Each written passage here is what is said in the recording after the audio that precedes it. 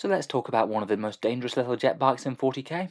With their speed and damage, I feel like we're going to see a lot more of these guys zipping around on tables in the future.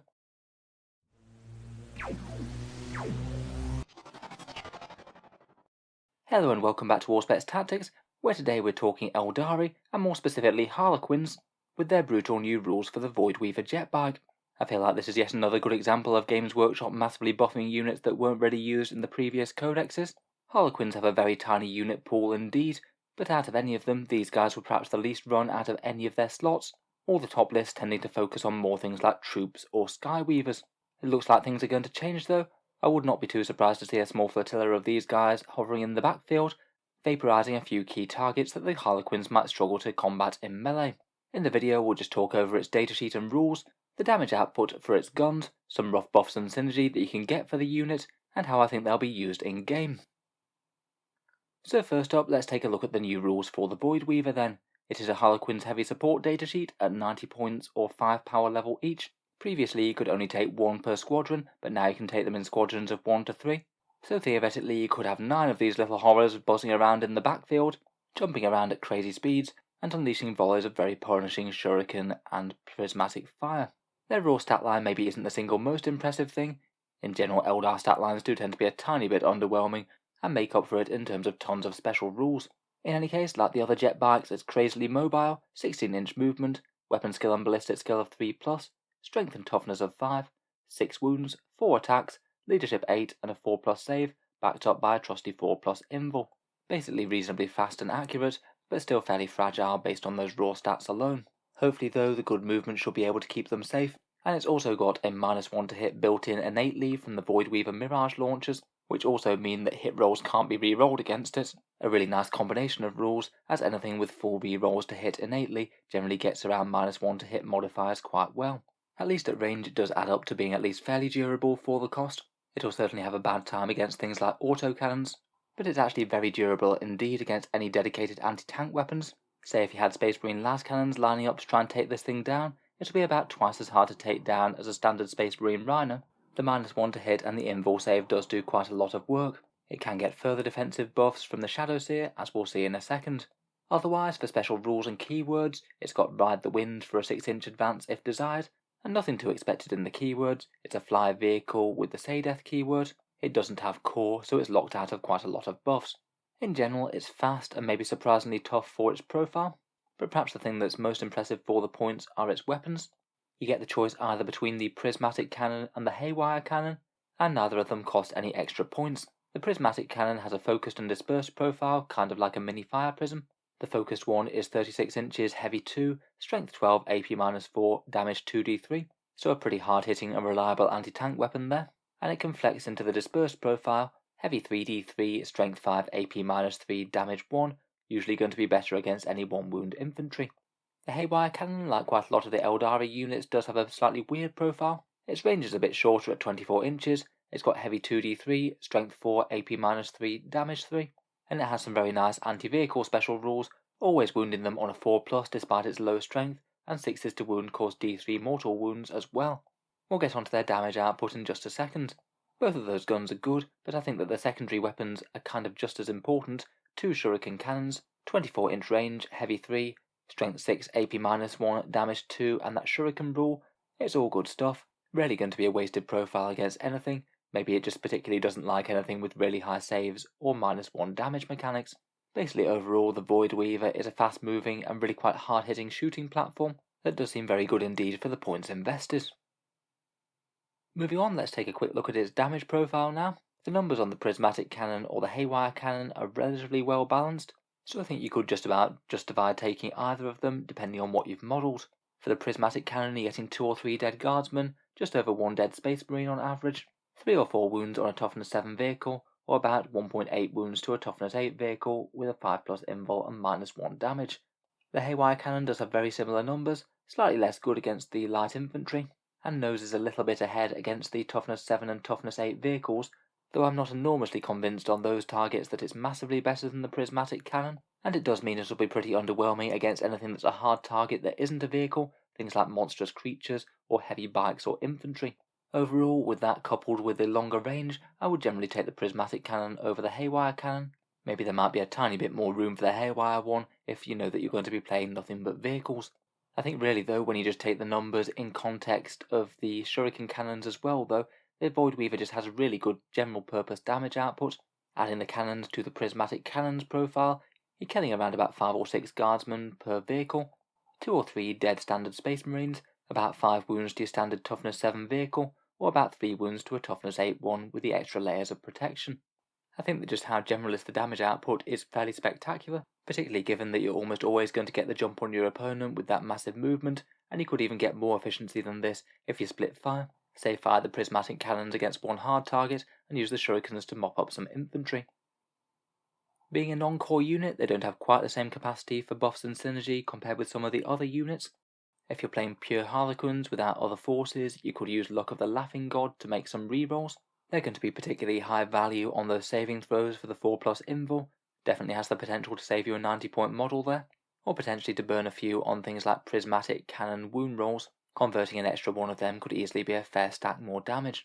For the say deaths out of them, I think that the light one really has a massive advantage compared to the others if you are thinking about running loads of Voidweavers. Their movement's already excellent, but you could have them moving 22 inches with an automatic 6-inch advance and still shoot completely normally.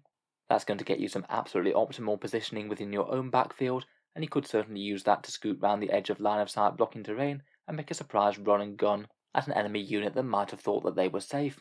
The hit rolls of 1 to 3 automatically failing at range doesn't hurt either, though in general combined with the -1 to hit that's not going to be quite as relevant. Maybe good if you're playing against custodies or something hitting on 2s, but that 1 command point move 6 inches when charged stratagem could be absolutely godly. In particular, it could make them some really good backfield objective holders. If your opponent tries to deep strike some units in and try and take them out, you could perhaps just scoot a few extra inches away, hopefully remain on the objective, but make their charge much harder or impossible. Dark and Twilight are maybe more for the rest of the Harlequin army, and they still might be their better choices overall. Basically they're buffing Harlequin melee, not exactly what the Voidweavers want to be mixed up in the vast majority of the time, but I guess in theory a full unit of 3 could have at least a little bit of melee threat. 12 strength 5 attacks with AP -1 doesn't seem too bad, particularly as they still hit on 3s.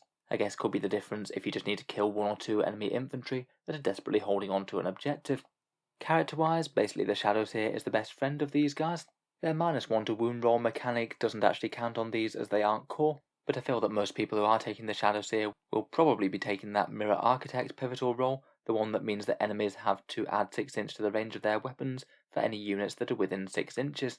Against some armies that might allow you to flat out outrange them and give some great defense against any close range things, 12-inch ranged weapons are really going to hate this. They could also use the Webway Dance Psychic Power for a 6+ Feel No Pain, certainly doesn't hurt to add a little bit more durability, particularly when the enemy's already got to work hard to get through that -1 to hit and the invul. Finally, stratagems wise, a lot of the Harlequins are locked to either infantry or core units, but a fair few of the more generic Eldari ones do seem like they're a lot of use. Blade Storm could add a little bit more shuriken damage if you need it. You're potentially getting 18 cannon shots out of a maxed out unit of 3, so exploding 6s to hit would land you an extra 3 hits on average. Could be worth it if you need every iota of damage output. Feigned Retreat for 1 CP allows you to fall back and shoot, makes them really not care about being tagged in combat so much, good insurance there. Fire and Fade for 2 CP seems very powerful for some jump shoot jump shenanigans. Poke them out of terrain, then move them 7 inches back so they can shoot the enemy but not be shot, and Phantasm could allow you a first turn redeploy with 3 different units. This combined with their crazy movement range, particularly in light, could easily be the difference between getting some first turn powerful alpha strikes on key units, or perhaps help to keep them safe from the enemy trying to do the same. In general though, I think that maybe Fire and Fade might be the most commonly used with these guys. Powerful mobile shooting with jump shoot jump is always going to be a headache for the opponent, I think. So overall, I think that Voidweavers are looking a very scary unit in 9th. The combination of the main cannon plus the shurikens should gradually chew through just about anything that you point it at, and their crazy speed should usually allow them to get the alpha strike on the opponent rather than the other way around, while hopefully being able to use terrain to stay safe from other reprisals. Even if they are exposed though, they are at least relatively annoying to try and kill at range. Anti-tank weapons really aren't going to enjoy these guys that much with their 4+ invul, plus potentially lots of rerolls from Luck of the Laughing God. I feel like they're going to be kind of fine to use in any unit size, 1 to 3. A unit of 1 could be quite handy to jump into table quarters and get things like engage on all fronts, or just being a slightly more sacrificial unit to throw out to objectives. where a unit of 3 could potentially be a target for things like To the Last, and make stratagems like Blade Storm or Fire and Fade just a bit more worth using. Another thought for secondaries is that they could really help out with that Harlequin specific killing secondary. With a decent number of these buzzing around, it does seem at least fairly likely that you could gun down 2 enemy units in a shooting phase, and that could be one of the ways to work towards getting that secondary's max points each turn. In game, I'd be looking to deploy them out of line of sight, hopefully behind some obscuring terrain, or could potentially just be really far back and outranging the enemy and using their massive movement to get in range turn 1. If they can get near a Shadow Seer for the 6+ Feel No Pain and extra range on enemy weapons, then so much the better. Seems like a very nice combo for a bit more durability when they do get exposed. With their big movement, hopefully they'll be able to hover on some home field objectives, perhaps use their unit footprint to screen out deep strikes, and as the rest of the Harlequins rush forward, they might not have enough guns to deal with these guys as well. Fire and Fade could certainly help keep them safe in and out of terrain if they do want to remain untouched for a few turns, and if you can keep a unit or 2 safe, I think their speed's going to be a really big asset late game, rocketing out to midfield objectives when they're needed, or maybe using it to get line of sight on hidden enemy units. In general, I'd be surprised if Harlequin lists don't take at least a fair few of these now. As a decent fire support unit, they don't really have any competition within the Harlequins units. Everything else is a bit more melee focused or specialist buffing characters, so having some of these about would be handy for units that you're going to struggle to kill in combat. Maybe in a more allied Eldar list, things like the Vipers could be a decent competitor. I feel like they're looking kind of well balanced against these, obviously with some different options and synergy available in the craft worlds, and basically seem to have about half the firepower and a whole load less defensive rules, but costing about half the points. Overall though, I'd expect to see quite a lot more of them on the table, expect them to move fast, hit quite hard against just about anything, maybe the best ways to deal with them being things like auto cannons and low strength multi-damage weapons, or potentially engaging in combat if you've got units that can reach. So let me know what you think of these Harlequin shooting terrors in the comments below then. Always interested to hear other people's takes on units. If you've enjoyed the video, feel free to subscribe to Auspex Tactics. I'll certainly keep the regular 40k videos and unit reviews coming, with new ones out just about every day. Finally, if you have been enjoying all the videos on the channel, I would just like to mention that Auspex Tactics does have a Patreon page, which you can find down in the video description. The channel's Patreon is what allows me to keep these videos coming quite so regularly, and any support there is massively appreciated if you are watching quite a bit. Channel patrons do get a fair few rewards, seeing certain videos early, regular votes to see what sort of things happen next on the channel, and automatic entry into the regular prize giveaways with the chance to win some really big model kits each month. If any of that sounds good to you, or you'd just like to help support, then the link is down in the video description. In any case, a massive thank you for listening, and I'll hope to see you guys next time.